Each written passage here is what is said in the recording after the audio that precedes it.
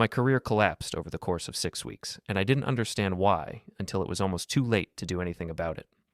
The collapse wasn't sudden or dramatic like a termination announcement or a major client firing. It was gradual, systematic, a series of small setbacks that accumulated into catastrophic damage before I fully grasped what was happening or who was orchestrating it. Before we get into it, don't forget to like and subscribe, and hit hype to boost this episode. Drop a comment below with your city or country. I'm always curious where viewers are joining from. I was a senior account manager at Westfield Consulting, a mid-sized firm that specialized in strategic advisory services for healthcare organizations across the region. We worked with hospital systems, insurance companies, medical device manufacturers, and healthcare technology companies, helping them navigate industry changes, improve operational efficiency, and develop long-term strategic plans. The role paid $135,000 base salary plus commissions that typically added another $40,000 to $50,000, depending on how many new clients I brought in and how well I managed my existing account portfolio. I'd been with the company for 5 years, built a strong book of business generating over $2 million in annual revenue, and had a solid reputation in the industry as someone who delivered high-quality work and maintained excellent relationships with both clients and colleagues. The first sign that something was wrong came when a recruiter I'd been talking to for several months about a director-level position at a competitor firm suddenly stopped responding to my emails and calls. We'd gone through 3 rounds of interviews over an 8-week period. The conversations had been extremely positive throughout. The hiring manager had explicitly said I was their top candidate and that they were moving forward with preparing an offer pending final approval from the executive team and completion of reference checks. Then complete silence. My follow-up email asking about timeline went unanswered. I called the recruiter's direct line 3 days later and got voicemail. I left a message asking for a quick update. No response. I waited another week and called again. This time the recruiter's assistant answered and said she was unavailable but would return my call. That call never came. I found it strange and disappointing, but not immediately alarming. Sometimes opportunities fall through for reasons completely unrelated to the candidate's qualifications. Budget freezes, internal candidates emerging at the last minute, strategic priorities shifting, company reorganizations. It's frustrating, but it happens regularly in professional services recruiting. I assumed something like that had occurred and moved on with my existing role at Westfield. The second sign came a week later, when one of my long-term clients, a hospital system I'd been working with for 3 years, called to inform me they were terminating our contract effective immediately. The chief strategy officer, a man named David Park, who I'd worked closely with on multiple successful projects, delivered the news with obvious discomfort. He said the decision had come from their board and was non-negotiable, and he couldn't discuss the specific reasoning beyond saying that they'd decided to go in a different direction with their consulting partnerships. I asked if there had been issues with my work or the quality of our deliverables. David said no, that my work had been excellent and he'd been pleased with our collaboration. But the board had made their decision and he had to respect it. The awkwardness in his voice suggested there was more to the story than he was allowed to share. That same week, 2 other clients reduced their contract scope significantly, cutting my involvement from ongoing strategic advisor to occasional project-based consultant. The reasons they provided were vague and unconvincing, references to budget constraints and internal restructuring that didn't match what I knew about their financial situations and strategic priorities. I was losing business rapidly with no clear explanation. My commission income was about to drop by 70%, and my client portfolio that I'd spent years building was disintegrating. The third and most devastating sign came at the end of that second week when I was called into an unexpected meeting with my supervisor at Westfield Consulting, a woman named Rebecca Chen, who'd been my direct manager for the past 2 years, and someone from HR whose presence I immediately recognized as a very bad sign. HR didn't attend routine check-ins or project reviews. They showed up for serious situations, promotions, significant policy violations, or terminations. The meeting was scheduled for 3 p.m. on a Friday, delivered via a calendar invite that appeared on my screen at noon with the ominous subject line, Personnel Discussion, Confidential. The location was Conference Room 2C, a small windowless room on the executive floor that was typically used for sensitive conversations that needed to be kept away from the general office population. I spent the 3 hours between receiving the invite and the actual meeting in a state of increasing anxiety, trying to prepare myself mentally for whatever was about to happen. I reviewed my recent project work, my client relationships, my team interactions, searching for anything that might have triggered HR involvement. I came up empty. My performance had been solid, my client satisfaction scores were high, my billable hours were above target. I couldn't identify any legitimate reason why I'd be called into a personnel discussion that required HR presence and confidential handling. When I walked into conference room 2C at exactly 3 o'clock, Rebecca was already seated at the small conference table with her hands folded in front of her and her expression carefully neutral in that way managers practice when they're about to deliver news they know will devastate the recipient. Next to her sat Daniel Park from HR, a man I'd met briefly at onboarding 5 years ago and hadn't interacted with since. He had a manila folder positioned in front of him and a legal pad with handwritten notes that I couldn't read from my angle. Rebecca started speaking before I'd fully settled into my chair, as if she wanted to get through this as quickly as possible and minimize the discomfort for everyone involved. She explained in carefully practiced language that Westfield had made the difficult decision to terminate my employment, effective immediately, that very day, right now. She said it wasn't a decision the company had made lightly, but that after thorough consideration of concerning information that had come to their attention, they'd determined it was necessary to end my employment for the protection of the company's reputation and client relationships. The words hit me like a physical blow. Terminated. Immediately. Effective right now. After 5 years of strong performance and successful client management, without any prior warning or indication that problems existed, without an opportunity to understand what was happening or defend myself against whatever allegations had been made, I asked what concerning information they were referring to. What specifically had I done that justified terminating my employment without warning after 5 years of consistently positive reviews? Rebecca glanced at Daniel, who took over the explanation with the practiced detachment of an HR professional who'd delivered bad news many times before. He said the company had received multiple communications from external sources expressing concerns about my professional conduct and judgment. These sources had raised questions about my reliability, my ability to maintain appropriate client relationships, and my overall professionalism in representing Westfield in the industry. While he couldn't discuss specific details of what had been communicated due to confidentiality obligations to protect the sources, he could confirm that the concerns had been serious enough and had come from credible enough sources that the company felt it had no choice but to act decisively to protect its business interests and reputation. Over the following days, as I tried to process what had happened and figure out my next steps, I started piecing together information that explained the pattern. Through conversations with a former colleague who still had connections at Westfield and with one of the clients who'd reduced their contract, I learned that my wife's new boyfriend had been making calls throughout the industry, quietly discouraging people from working with me or hiring me. My wife Elena and I had separated 3 months earlier after I discovered she was having an affair. We were in the middle of divorce proceedings, living separately but still legally married. The man she was seeing was named Marcus Webb, and he was a partner at one of the largest healthcare consulting firms in the region. His company competed directly with Westfield and with most of the other firms in our market. More significantly, Marcus had extensive connections throughout the industry built over 20 years of working in healthcare strategy consulting. He knew senior executives at hospital systems, insurance companies, and consulting firms across the region. He sat on industry association boards. He spoke at conferences. He had influence and relationships that extended far beyond his own company. And he'd apparently decided to use that influence to destroy my career, either because Elena had asked him to, or because he viewed me as some kind of threat or obstacle to their relationship. Before we get into what happened next, don't forget to like and subscribe, and hit hype to boost this episode. Drop a comment below with your city or country. I'm always curious where viewers are joining from. How the blacklisting worked. The mechanics of how Marcus had systematically destroyed my career became increasingly clear as I talked to more people and gathered information about what had actually happened behind the scenes over those 6 weeks when my professional life was collapsing. Marcus had made a series of carefully planned informal calls to key decision makers at multiple organizations throughout the healthcare consulting ecosystem in our region. These weren't random conversations or casual mentions. They were strategic outreach to specific individuals who he knew had influence over hiring decisions, client relationships, and professional reputations. He'd identified the people who could do the most damage to my career and had contacted them individually with a message designed to raise concerns without leaving evidence that could be traced back to him or challenged through formal processes. The conversations followed a consistent pattern based on what multiple sources later told me when I was gathering information for my formal complaints. Marcus would call or arrange a coffee meeting with a senior executive at a hospital system, insurance company, or consulting firm. He'd start with professional small talk, industry news, mutual connections.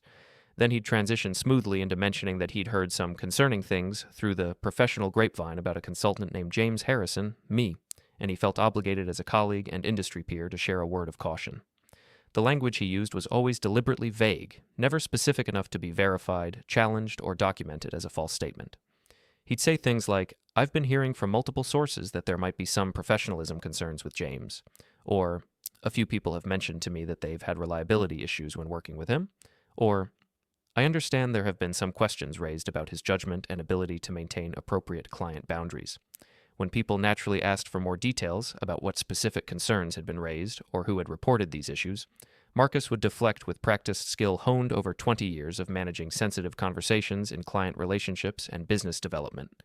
He'd say he didn't have first-hand knowledge of specific incidents and couldn't reveal his sources without violating confidences, but he'd heard these concerns from people he trusted and felt it was his professional obligation to pass along the warning. He'd emphasize that he wasn't making accusations, just sharing information that had come his way, and that the recipients should use their own judgment about how to handle it. The deflection was crucial to making the strategy work. By refusing to provide specific details or identify sources, Marcus made it impossible for anyone to verify whether the concerns were legitimate. The recipients of these warnings couldn't call me to ask about the allegations because they didn't know what specific allegations to ask about. They couldn't investigate whether the incidents had actually occurred because they had no information about what incidents were being referenced. All they had was a vague sense that multiple people in the industry had concerns about my professionalism, delivered by someone with Marcus's credibility and standing. And because the warnings came from Marcus Webb, a senior partner at one of the most respected healthcare consulting firms in the region, someone who sat on industry association boards and spoke at major conferences and had built relationships with virtually every significant player in the market, people took the warnings seriously. They didn't necessarily ask follow-up questions or demand evidence. They simply decided it was safer to avoid the potential risk and work with other consultants who didn't come with warning flags from trusted sources. The beauty of Marcus's approach, from his perspective, was that it operated entirely through informal channels that left no documentary evidence. There were no emails making accusations about me, no written complaints filed with employers or professional associations, no formal reports or documented statements that could be subpoenaed in litigation or investigated by compliance departments.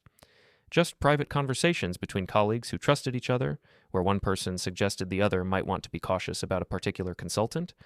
And it worked because the healthcare consulting industry is relatively small and heavily relationship-driven. People know each other, work together across different organizations, move between companies and roles while maintaining their professional networks. When someone with Marcus's reputation and connections suggests there might be problems with a particular consultant, decision-makers take that seriously. They don't necessarily investigate thoroughly or ask for evidence. They just decide it's safer to avoid the potential risk and work with someone else. Several of the people Marcus had spoken to ended up calling my employer at Westfield to express concerns or ask whether the company was aware of issues with my professional conduct. They framed these conversations as courtesy notifications, letting Westfield know about rumors circulating in the industry so the company could address any problems before they affected their reputation. Westfield's response was to investigate internally, which meant asking my supervisor and colleagues if they'd observed any concerning behavior or received complaints about my work. No one had, because there was nothing to observe or complain about. But the fact that multiple external sources were raising questions created enough smoke that the company became worried about fire. They made the business decision that it was safer to terminate my employment than to risk their reputation by continuing to employ someone who was generating negative industry chatter. The system Marcus had exploited was designed around trust and informal information sharing. In a professional services industry where reputation is everything, people rely on their networks to help them make decisions about who to hire, who to work with, who to trust. That system works well when the information being shared is accurate and well-intentioned, but it's vulnerable to manipulation by someone willing to abuse their relationships and credibility to damage a target. Marcus had no direct authority over me. He didn't work for my company or any of my clients. He couldn't fire me or cancel my contracts himself.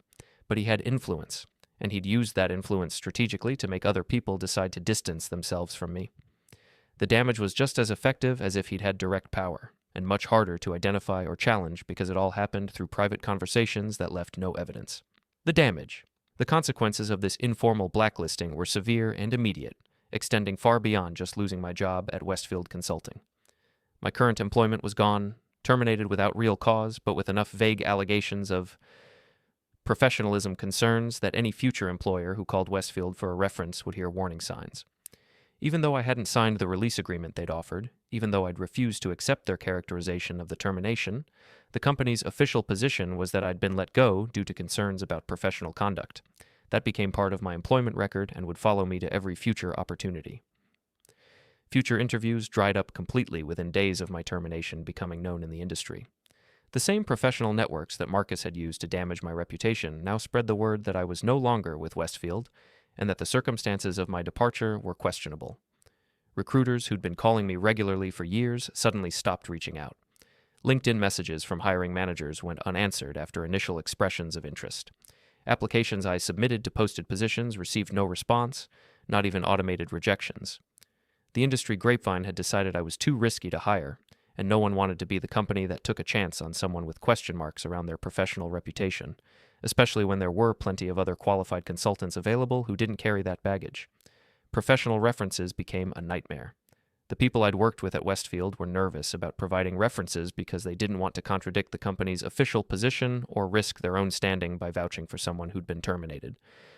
Clients I'd worked with successfully for years were suddenly reluctant to serve as references, worried that associating themselves with me might reflect poorly on their own judgment or create awkward situations with other consultants they worked with who'd heard the negative rumors. Industry friends who I'd considered genuine relationships began distancing themselves to avoid risk. People stopped responding to my messages asking for coffee meetings or informational conversations. Former colleagues made excuses when I reached out to network or asked if they knew of opportunities. No one wanted to be seen as too closely associated with someone who'd apparently become toxic in the professional community. The isolation was as damaging as the actual job loss.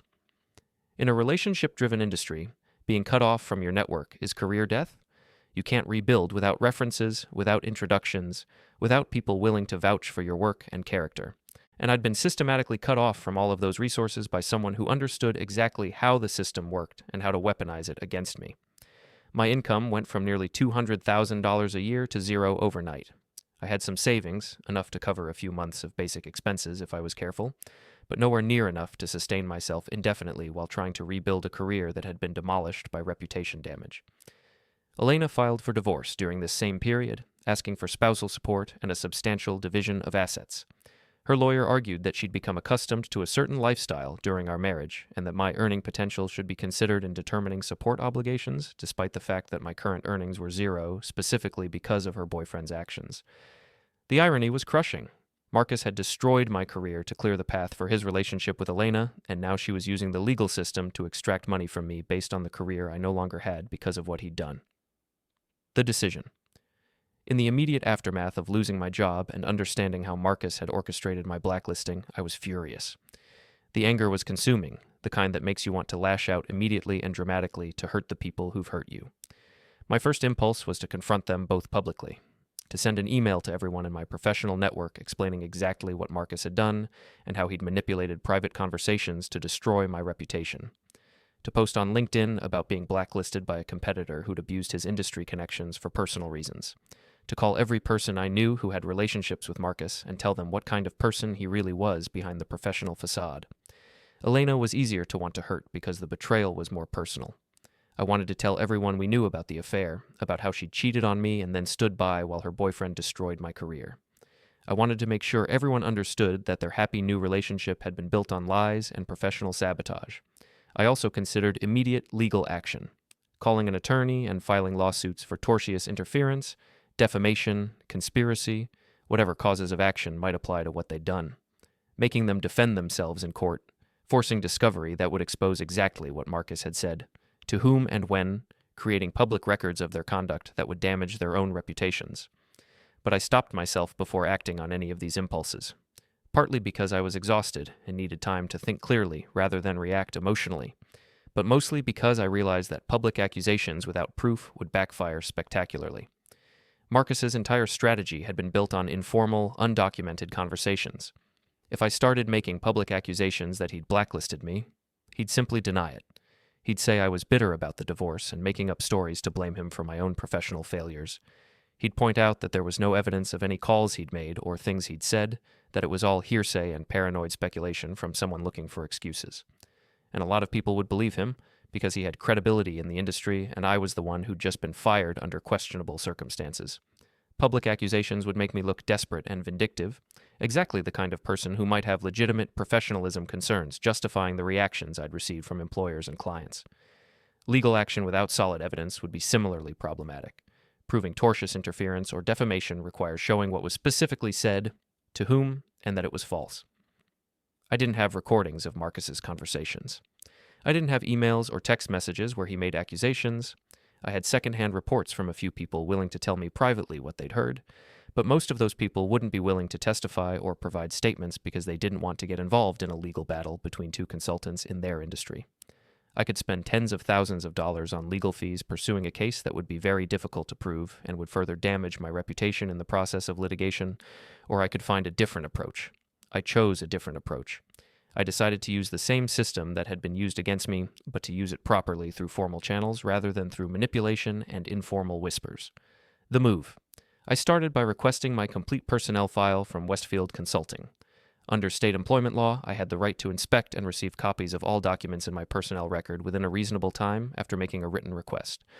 I sent the request via certified mail and email, documenting that I'd made it and when.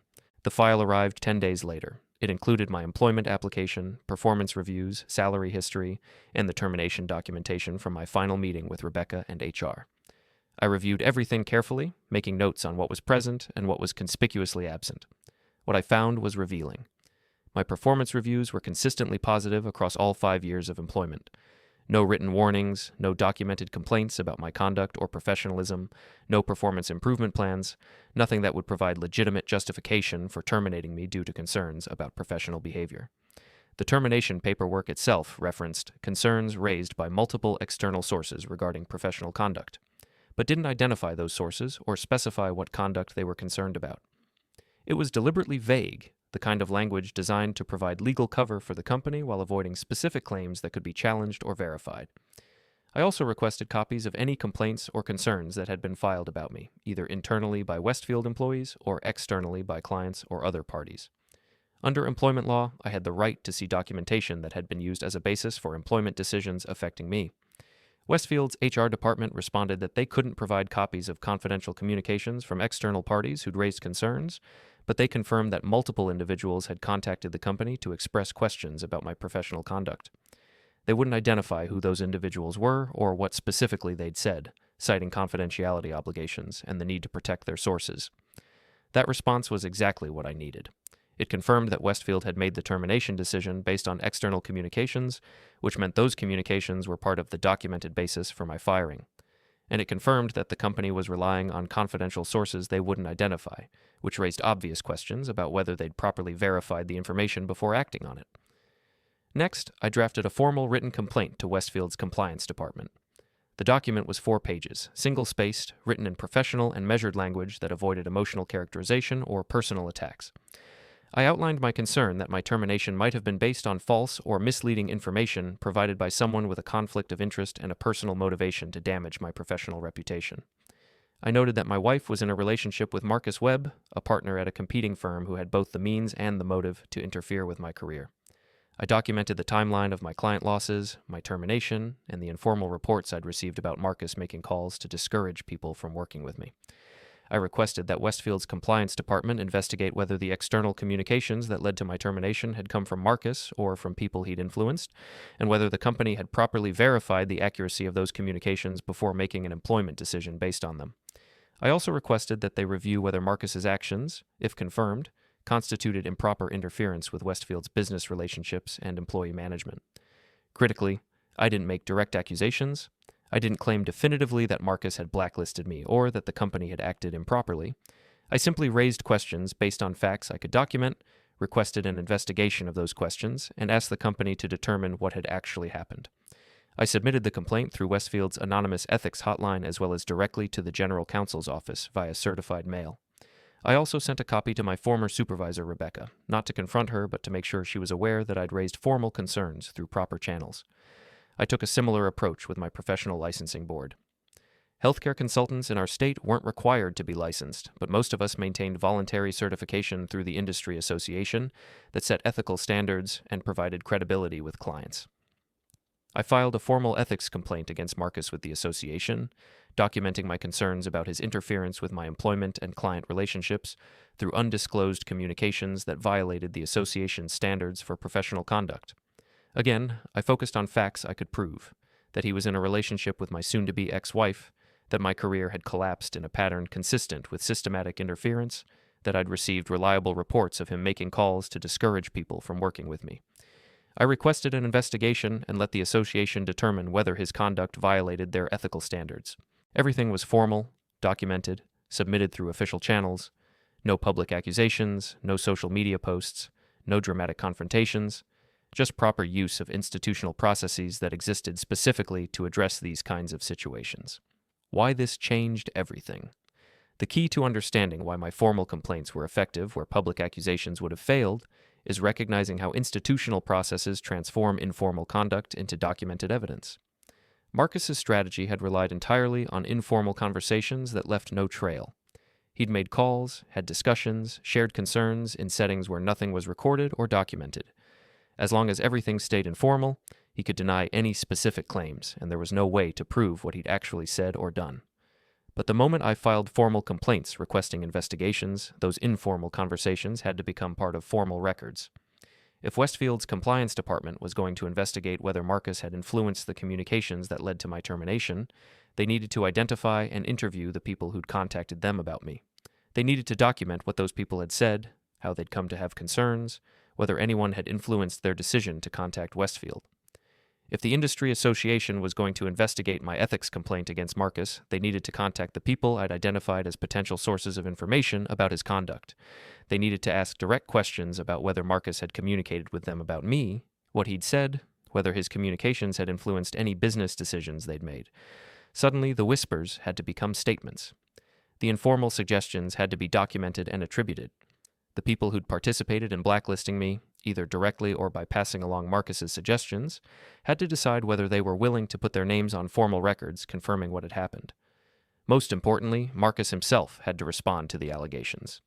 When an ethics complaint is filed against you with a professional association, you receive formal notice and an opportunity to respond. You can deny the allegations, but you have to do so in writing, in a document that becomes part of an investigative record. If you lie in that response and investigators later discover evidence contradicting your denials, you've created a separate ethical violation on top of the original complaint. The same dynamic applied to Westfield's internal investigation. Once the compliance department opened a formal review, they had to document what they found.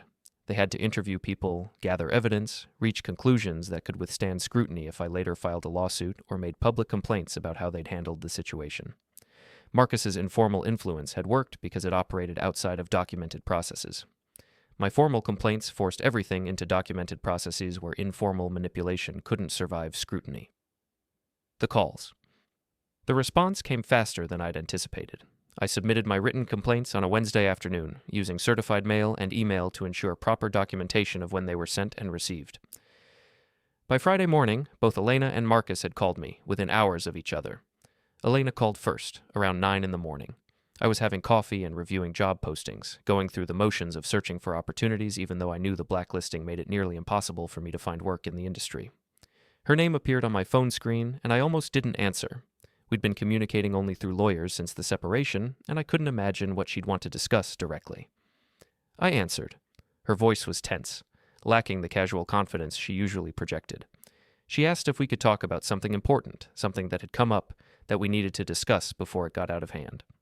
I asked what she was referring to, playing ignorant even though I had a strong suspicion. She said she'd heard from Marcus that I'd filed some kind of complaint with his professional association, making allegations about him interfering with my career. Her tone was accusatory, like I'd done something inappropriate or unfair by raising concerns through proper channels. She wanted to know exactly what I'd submitted, what I'd accused him of, why I was trying to cause problems for him when he hadn't done anything wrong. I told her I'd filed a formal ethics complaint raising questions about whether Marcus had violated professional conduct standards by using his industry connections to damage my career for personal reasons.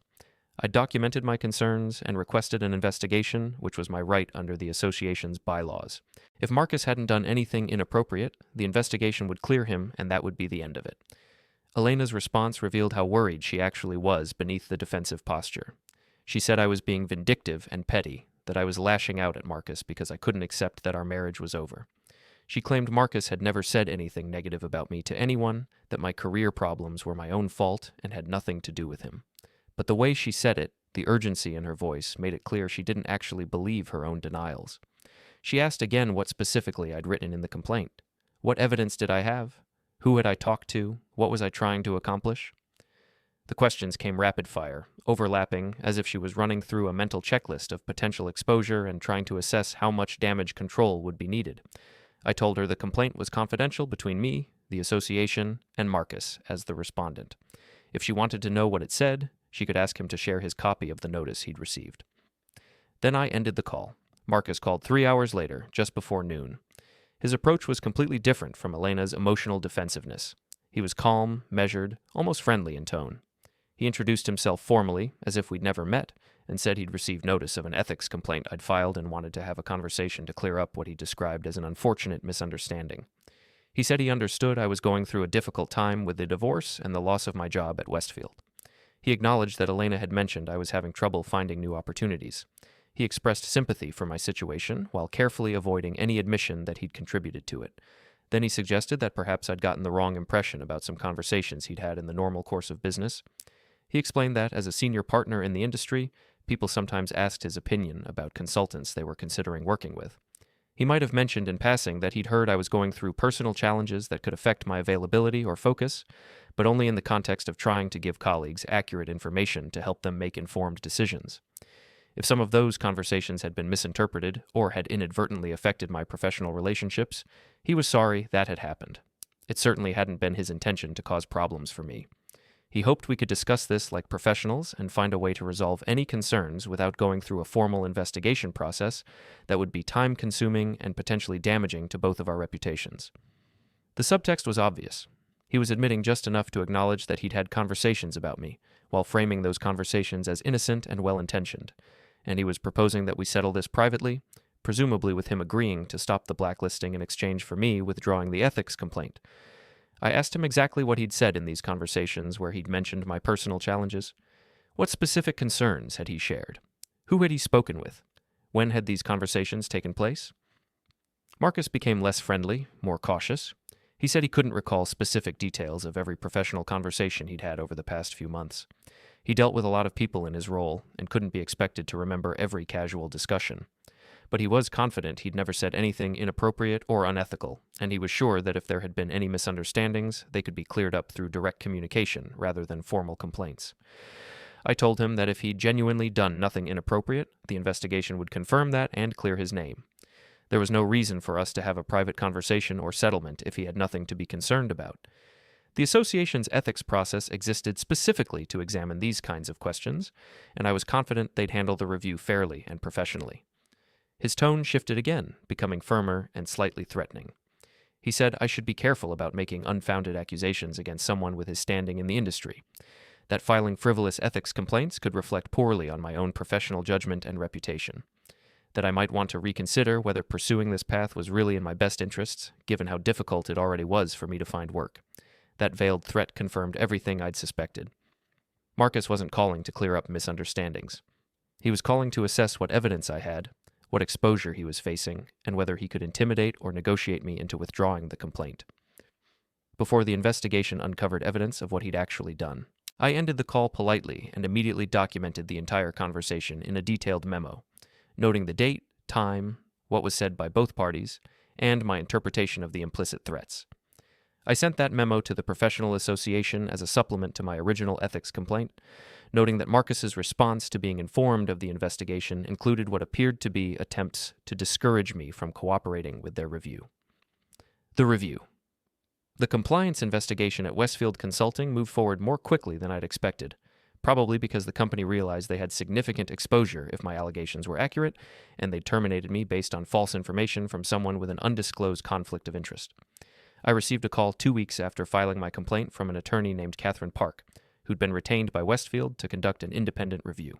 She explained that the company's general counsel had determined that my complaint raised serious enough questions about the integrity of the termination decision that an external investigation was warranted to ensure objectivity. Catherine scheduled an interview with me via video conference.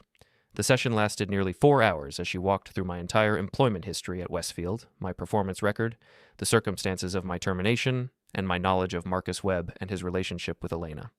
She asked detailed questions about how I'd become aware that Marcus had been making calls about me. Who had told me? What specifically had they said? Did I have any direct evidence of his communications, or was everything based on secondhand reports? I provided everything I had. The names of people who'd told me about Marcus's calls, including a former client who'd been willing to confirm on the record that Marcus had called him to suggest there were professionalism concerns about me, email communications showing the timeline of client losses and contract terminations, documentation of my performance reviews showing no basis for the conduct concerns that Westfield had cited as justification for my firing. Catherine also interviewed Rebecca Chen, my former supervisor at Westfield, and several other employees who'd worked with me. She reviewed the external communications that had led to my termination, trying to identify patterns in when they'd been received, what they'd said, and whether they showed signs of coordination or influence from a single source. Most critically, she interviewed the people who'd contacted Westfield to raise concerns about me. She asked them directly how they'd come to have concerns, whether anyone had influenced their decision to contact the company, what specific conduct or behaviors they'd been worried about. Several of those people, when pressed in a formal investigation context rather than in private conversations with Marcus, acknowledged that they hadn't personally observed any concerning behavior from me. They'd contacted Westfield based on information they'd received from a colleague in the industry who they trusted, but they couldn't independently verify the concerns or point to specific incidents that had raised red flags. Catherine asked who that colleague was. At least 3 of them identified Marcus Webb as the source of their concerns, confirming that he'd reached out to them in separate conversations and suggested they might want to be cautious about working with me or about companies that employed me. That was the documentation I'd needed but couldn't obtain on my own. Direct confirmation from multiple sources that Marcus had systematically contacted people in the industry to discourage them from working with me, using his credibility and relationships to influence their business decisions for personal rather than professional reasons.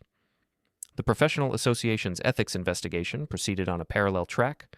They assigned a review panel consisting of 3 senior members who examined my complaint, reviewed Marcus's written response, and conducted their own interviews with people who had relevant information. Marcus's response to the ethics complaint was carefully crafted by lawyers. He acknowledged having conversations where my name had come up, but characterized those conversations as responses to questions from colleagues rather than proactive efforts to damage my reputation. He claimed he'd only shared concerns that had been raised to him by others, acting as a conduit of information rather than as the originating source. But the review panel's interviews contradicted that narrative. Multiple people confirmed that Marcus had initiated the conversations, not responded to questions. He'd reached out to them specifically to discuss me and to suggest they might want to reconsider any professional relationships with me or my employer. The pattern of systematic outreach, combined with Marcus's obvious conflict of interest given his relationship with my soon-to-be ex-wife, made it clear that his conduct wasn't innocent professional networking. It was deliberate interference designed to damage my career for personal reasons. The outcome. Westfield Consulting's investigation concluded 3 months after I'd filed my initial complaint. Catherine Park delivered her findings in a comprehensive written report running to 47 pages submitted to the company's general counsel and executive leadership team. I received a summary version that was shorter but still detailed enough to understand what the investigation had uncovered and what conclusions Catherine had reached. The investigation had determined through extensive interviews and document review that my termination had been based primarily and almost exclusively on external communications that Westfield had received from sources in the industry who'd been directly influenced by Marcus Webb. Catherine had identified and interviewed 7 people who'd contacted Westfield to express concerns about my professional conduct in the months leading up to my termination. 6 of those 7 people, when interviewed under the formal conditions of the investigation, acknowledged that they hadn't personally observed any concerning behavior from me that would justify the concerns they'd raised. Instead, all 6 confirmed that they'd been contacted by Marcus Webb in separate conversations where he'd suggested there were professionalism issues with me that they should be aware of. Some had contacted Westfield because they genuinely believed Marcus's warnings represented legitimate industry concerns that the company should know about.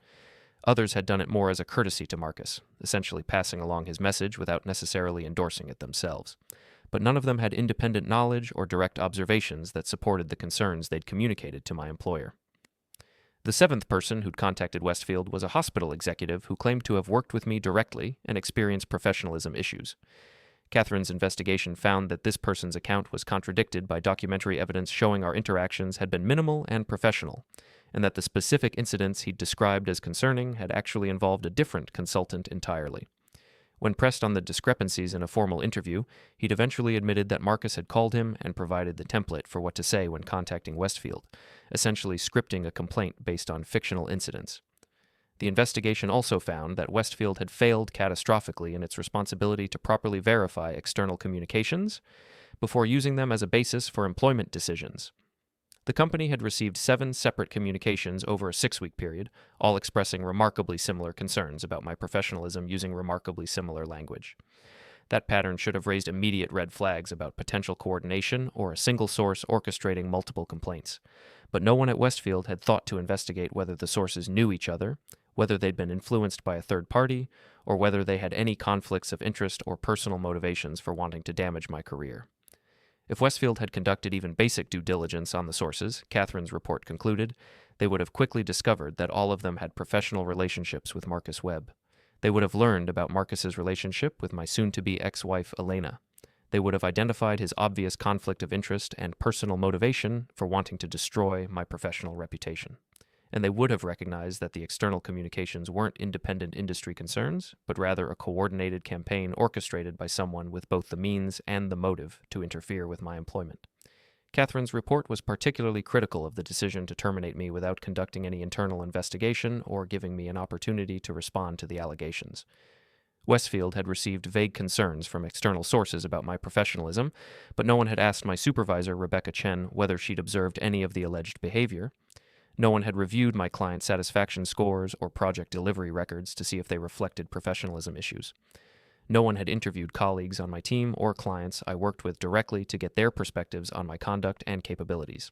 The company had simply accepted the external communications at face value, assumed they must reflect legitimate concerns given that multiple sources were raising similar issues, and made a termination decision based on that assumption without verification or investigation. That failure of process, Catherine's report stated clearly, had resulted in the wrongful termination of a strong-performing employee based on false and maliciously motivated information.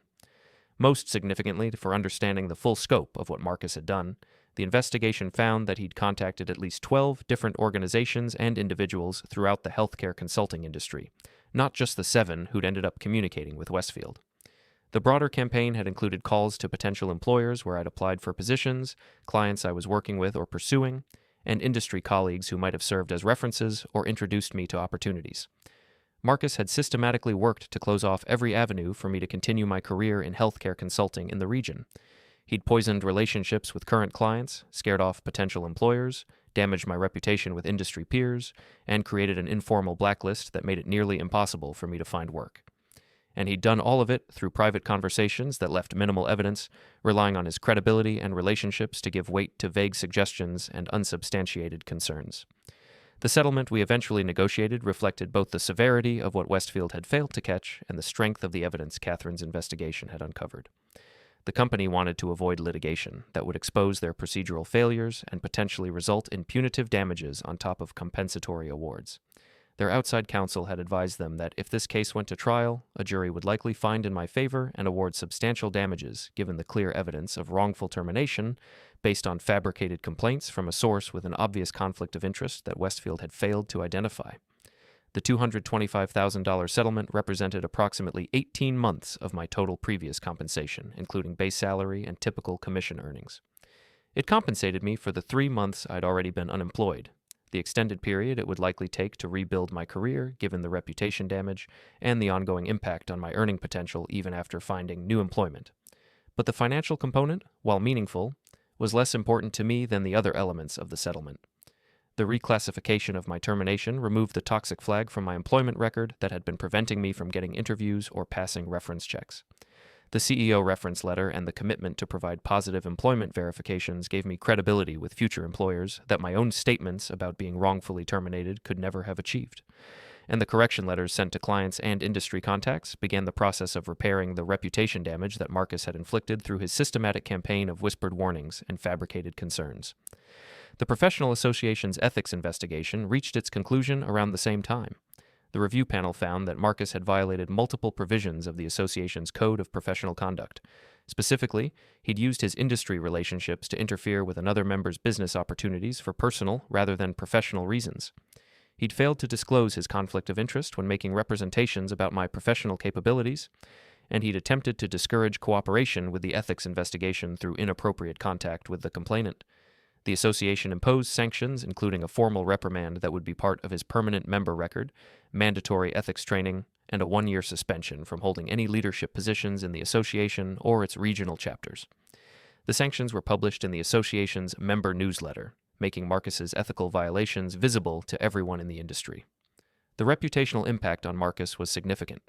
Being publicly sanctioned for ethics violations damaged his credibility as someone who could be trusted to act professionally and in the best interests of clients and the industry. Several of the same relationships he'd used to blacklist me became strained as people reassessed their trust in his judgment and character. Personal fallout. Elena's reaction to the investigation outcomes was complicated and ultimately revealing about her motivations throughout the entire situation. Initially, when it became clear that both Westfield and the Professional Association had found substantial evidence supporting my allegations, she tried to distance herself from Marcus's actions. She claimed she'd had no idea he was making calls about me, that he'd done it on his own without her knowledge or encouragement, that she was horrified to learn he'd behaved so inappropriately. But the timeline and circumstances made those denials implausible. The blacklisting had started almost immediately after Elena and Marcus began their relationship. The pattern of client losses and employment problems had accelerated during the exact period when their affair was most active. Either Elena had known what Marcus was doing and supported it, or she'd been willfully blind to obvious signs that he was systematically destroying my career. Her divorce attorney tried to use the settlement from Westfield as justification for increasing her spousal support demands. Since I'd now received a substantial payment, she argued, I had the financial resources to provide the support she deserved. The fact that the settlement was compensation for Marcus destroying my career didn't seem to register as a moral or ethical problem in their calculation. My attorney pushed back hard on that argument. The settlement represented damages for wrongful termination and career destruction that Elena's boyfriend had orchestrated. Using that money as a basis for spousal support was essentially allowing Elena to profit from the harm Marcus had caused, which violated basic principles of equity and fairness. The divorce judge agreed. Elena received a standard division of marital assets accumulated before our separation, but no spousal support given that her current partner had deliberately damaged my earning capacity and career prospects. The settlement from Westfield was classified as separate property compensation for post-separation harm rather than marital income subject to division. Elena's relationship with Marcus deteriorated over the months following the investigation conclusions. According to mutual acquaintances, the stress of the ethics violations and the professional fallout had created tension between them. Elena had apparently expected Marcus to be able to use his influence without consequences, and discovering that his actions had backfired professionally made her question whether he was the powerful industry figure she'd thought she was partnering with. Marcus's career didn't collapse entirely, but it was significantly damaged. The ethics sanctions meant he couldn't serve in association leadership roles that had been important to his professional standing. Several clients reduced their relationships with his firm after learning about the violations, concerned about being associated with someone who'd been found to have acted unethically. His partners at the consulting firm were reportedly unhappy about the reputational damage and the distraction from business development. I rebuilt my career over the following year, though not in the same way or at the same company where I'd been before. The settlement from Westfield gave me financial runway to be selective about my next opportunity rather than having to take whatever I could find immediately. I joined a smaller consulting firm that specialized in healthcare strategy, taking a director-level position that paid slightly less than my previous role but offered more autonomy and the chance to build something new. The reference letter from Westfield and the corrections they'd sent to industry contacts made it possible for me to interview without the shadow of the blacklisting following me. Some people in the industry had heard about what happened with Marcus and the ethics violations. Most were sympathetic once they understood the full story. A few were impressed that I'd handled it through formal processes rather than public accusations or revenge tactics, seeing it as evidence of professional maturity and judgment. The experience taught me important lessons about how power and influence work in professional environments, and how to respond when those things are used against you inappropriately. Marcus had destroyed my reputation without creating any paperwork, using informal conversations and relationship leverage to manipulate other people's perceptions and decisions. It was efficient and effective precisely because it left no trail and couldn't be directly challenged or disproven. But that strategy's strength was also its weakness. As long as everything stayed informal, Marcus was protected. The moment formal processes got involved, the informal whispers had to become documented statements that could be verified, challenged, and investigated. The investigation rebuilt my reputation with the same thing Marcus had used to destroy it: statements from credible sources. But instead of private whispers that served his interests, these were formal confirmations from multiple independent sources that Marcus had systematically interfered with my career for personal reasons. The formal processes, the compliance investigation, the ethics review, the documented interviews and findings, created a record that carried more weight than any public accusation or personal defense I could have offered. When Westfield sent correction letters to my former clients confirming that concerns about my conduct had been based on inaccurate information. That meant more than anything I could have said on my own behalf. When the Professional Association published their findings about Marcus's ethics violations that shaped industry perception more effectively than any social media post or email campaign I could have mounted, I didn't need to argue or confront or publicly accuse. I just needed to request formal investigations through proper channels and provide accurate information to the people conducting those investigations. The processes did the rest, examining evidence, reaching conclusions, imposing consequences that carried institutional authority. They destroyed my reputation without paperwork. The investigation rebuilt it with paperwork.